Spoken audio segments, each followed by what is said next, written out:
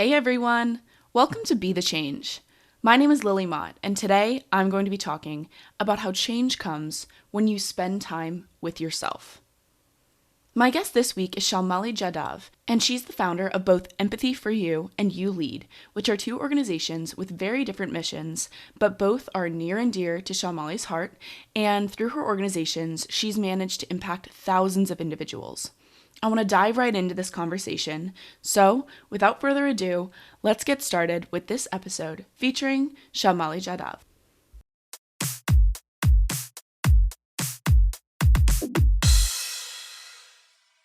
So hi everybody, this is Shalmali Jadhav. I'm from India, but now based in UK. I'm pursuing my MBA here in the UK in London. So basically, I'm the founder of two different ventures, Empathy for You and You Lead. Empathy for You is an organization that works in spreading awareness about mental health and suicide prevention, whereas You Lead is about all things leadership, entrepreneurship. So basically, through You Lead, I'm building a foundation, a base for first-time founders, early stage entrepreneurs so that they can start their ventures and they can get through this process smoothly. So that's all about my organizations. I started my first venture when I was 19. And that's when I started Empathy for You. So Empathy for You has basically impacted more than 3,000 individuals in past 2 years. You Lead is a venture that I established in 2020, last year. So up till now, we have been able to mentor more than 100 students, or I would say young individuals who have now started their businesses and are running them successfully. Apart from this, I would love to share a little bit about my achievements. So last year I gave my TED Talk at TEDx Golden Bridge, where I talked everything about resilience and its importance in today's day and age. I was also invited by the CAS of Kenya, that is Chief Administrative Secretary of Kenya, for an interview with her, where we discussed everything about mental health, youth, and bridging the gap between the two. And I also got approved at the International Youth Council with the membership at the United Nations. I'm actually the youngest to be chosen at the International Youth Council, and now I'm leading the Indian subcontinent. So I think, yeah, that's all about me. Thank you so much for coming on the show and taking the time to talk with me today. I am really excited to get to know more about your organizations and the work you're doing with them. But first, I'd love for you to share some about your background and what are some of the experiences you've had, or maybe some of the challenges that you faced that really led you to this point where you felt like you needed to make a difference and get started with your organizations. Sure. So basically, as I told you, I started Empathy for You when I was 19. So at that time, I actually didn't had any plans of getting into mental health or actually starting an organization which works in mental health. But the story that goes behind it is this, that there was one of my friends, she went through depression. And at that time, I wasn't even knowing, like you won't believe, but I wasn't even knowing what depression is, what mental health is. And when I tried to find the reason behind this, I understood that there's a lot of stigma associated in the society when it comes to mental health. And that's the reason no one talks about it. No one educates in schools or colleges about mental health. And that's when that spark ignited within me. And that's where I established Empathy for You. I realized that she might not be the only one who's going through this, but there might be a lot of youngsters or teenagers who might be going through the same problem. And that led me start Empathy for You, which I did in 2019. So I started Empathy for You. But when I started Empathy for You, I wasn't really aware of how to start an organization, how to run an organization. I wasn't knowing how can I approach professionals and bring to them and make them talk about mental health. So that was a challenge for me. And also there's like, I was just 19 years old when I started that. So when I used to approach professionals or when I used to approach guests, they were like, I was being ignored just because my age is 19. At some point of time, also professionals ignored me, saying that, okay, I'm not okay, Shalmani is not a mental health professional and she can't do this work. I mean, I wasn't conducting therapy, I wasn't doing counseling sessions. I was just trying to raise awareness. I was just trying to educate people about mental health. I think everyone and anyone should do this. But I was being, dragged down by the psychologists themselves or mental health professionals themselves, saying that I can't do this. So these were, kind of some early stage challenges. And that's when I started Empathy for You. I realized that, students, those who want to start their own ventures or want to start their own businesses, they don't really get that support from the people who have been there and done that. And that's the reason I started ULead last year. So basically, ULead is trying to bridge the gap between mentors and wannabe entrepreneurs, and we're basically helping them know everything, right from basics, right from starting a business to running it, to making sure that they are getting what's actually needed. So I think, yeah. Yeah, definitely. That was a great background. And I would love for you to tell me some about what you're working on with Empathy for You now.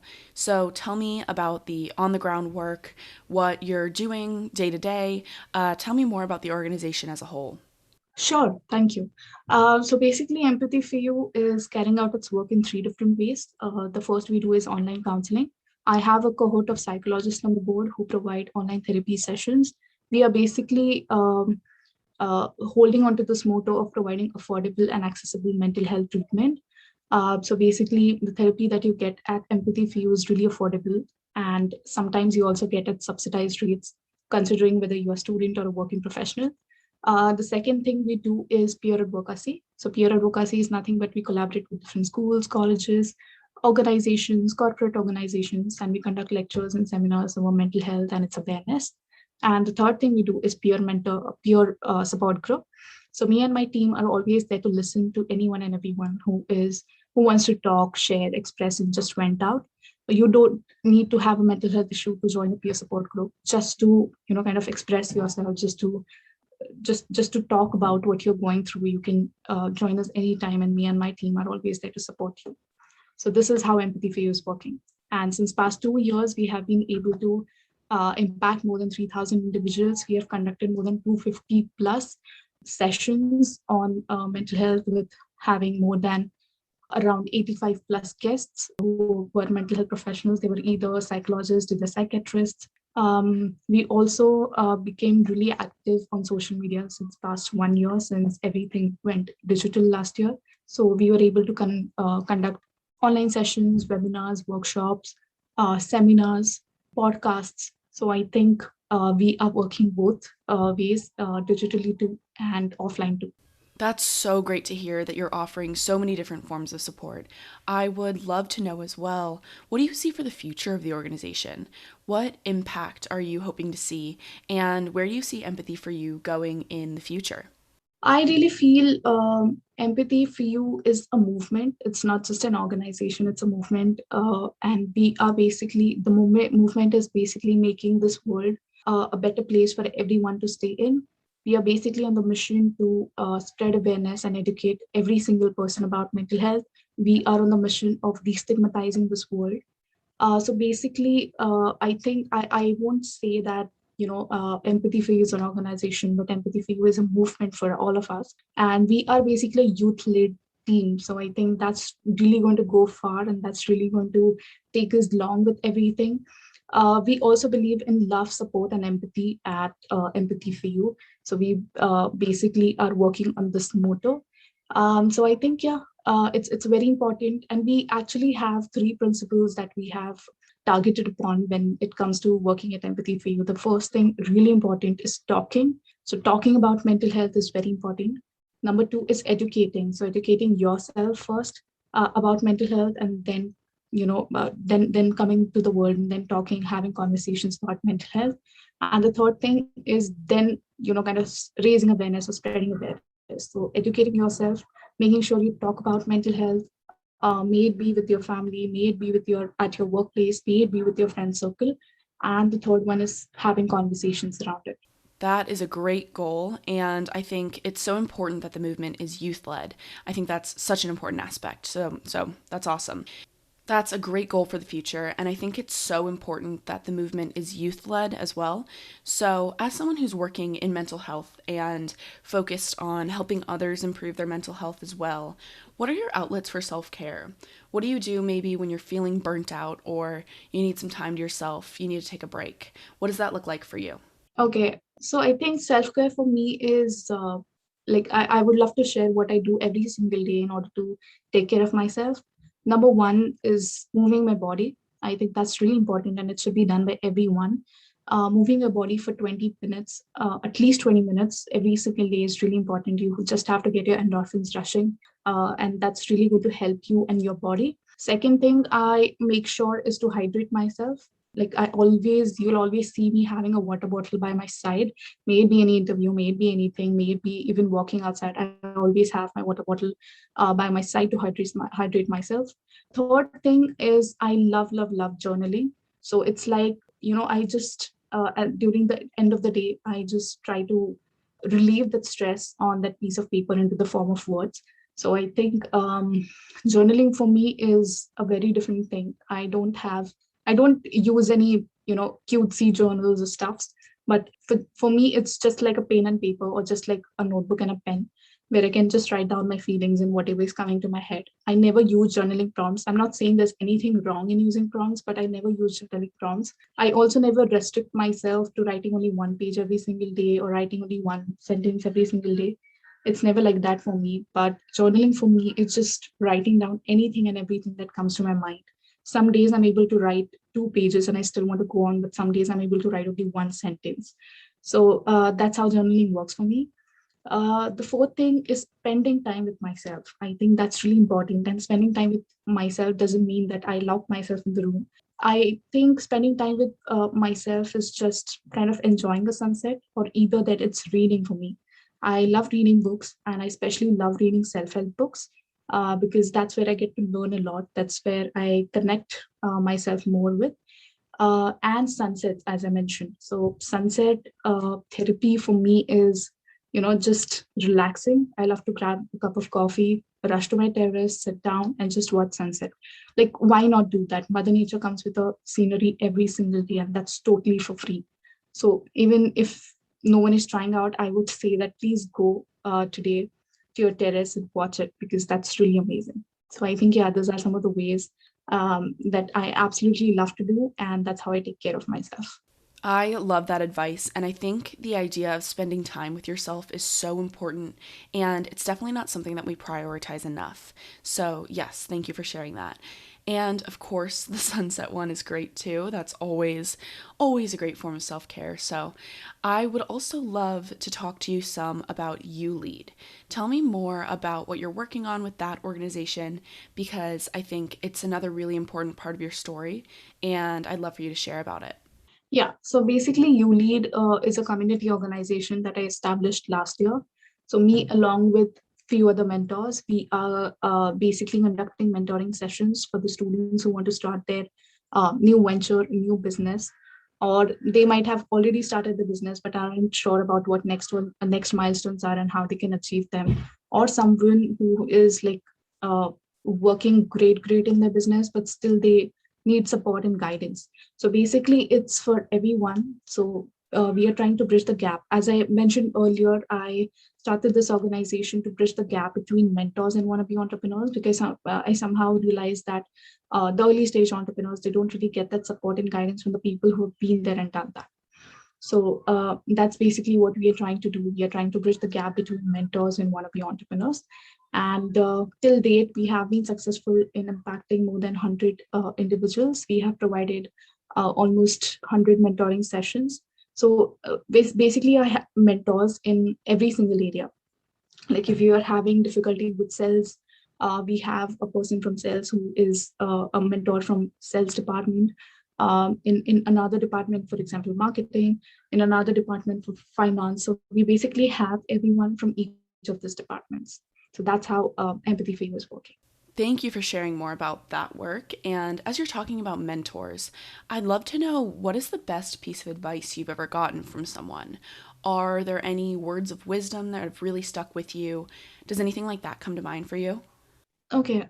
So basically, I would love to tell you it's not an advice that I received, but this is something that I live by because I totally believe in it. I feel that you shouldn't just work in order to be successful, but you should be working in order to leave that damn legacy behind. Because most of the times we just work in order to, achieve this, or work in order to do this. I want this, and that's why I'm doing this. I want that, and that's why I'm doing this. So I think that shouldn't be the only goal, but the goal should be living your legacy behind. So that's the thing that I stick to every single day while working. Maybe anything, may it be related to empathy for you, may it be related to my personal goals, may it be related to you lead. This is what I stick by. That's great advice and definitely something to keep in mind. So, along those lines, kind of a similar question. There are lots of young people who want to get involved in activism or in raising awareness for a cause, especially young people. They want to make a change in the world, but they may not know where or how to get started. So, do you have any advice for those people who may be listening? Sure. First thing I would love to see is people waiting for this to happen and then I'll start, that to happen and then I'll start, or maybe this is the day when I should start. But I would say that the right time and right day never comes. You just have to start now. That's really important. So just start now. Second thing I would say is to believe in yourself. Most of the times, not every day is going to be a bright day for you. Sometimes it's going to be gloomy too, but that's the day when you keep yourself, when you believe in yourself. That's the day when you keep yourself motivated. So this is really important. Third thing is to clap yourself. May it be a tiny win, celebrate it. May it be a small win for you, but celebrate it. Those small wins, then they accumulate into a big win. So I think it's really important to celebrate your tiny wins and clap hands even when no one is clapping for you. And lastly, I would say, as I mentioned earlier, don't work in order to be successful, but work in order to leave that damn legacy behind.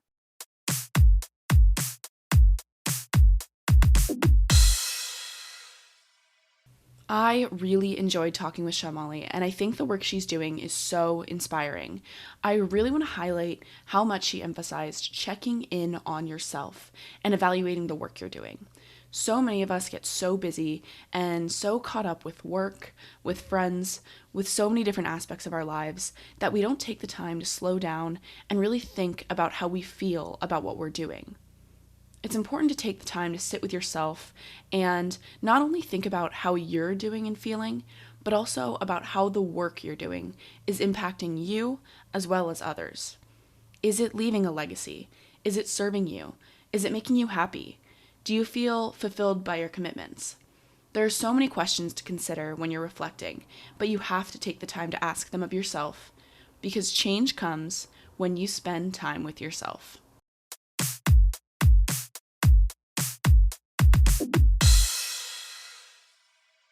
Thank you so much for listening to this episode, and you can follow Shamali on Instagram at ShamaliEE to get connected with her, and she has both Empathy for You and You Lead linked in her bio, so check those out too.